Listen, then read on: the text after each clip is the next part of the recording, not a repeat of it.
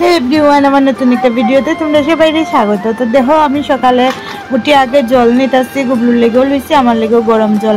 আর এইটি লইছি, আমি চা খাইমু, গুবলুর পাপারে দুধ দিমু, আর গুবলুর খাওয়ানোর লেগেও গ্লাস একসঙ্গে নিয়ে আনিছি থালের মধ্যে।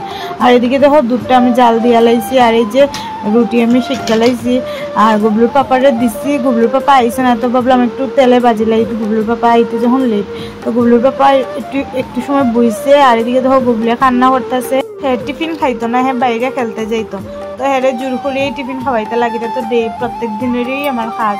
তো এইদিকে দেখো, আমার রুটি মোটামুটি তেলে ভাজা শেষ, ওখানে গুবলুর পাপারে দিলাইমু। তারপরে আমি তিনটা হয়েছে টোটাল রুটি, আর দুইটা আমি খাইমু, গুবলুর পাপারে একটা দিমু, কারণ গুবলুর পাপা তো সকালবেলা ভাত খাইবো, আমি তো আর ভাত খাইতাম না।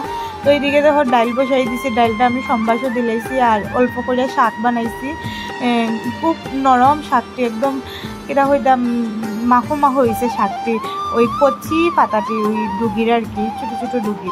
আর এদিকে দেখো, গুবলুয়ে খেলতেছে, গুড্ডু আর মিষ্টির লগে একটা পোকা দেখছে, গুড়া পোকা, এটি দেখছে, এটার লগে তিনজনে লাগছে আর কি।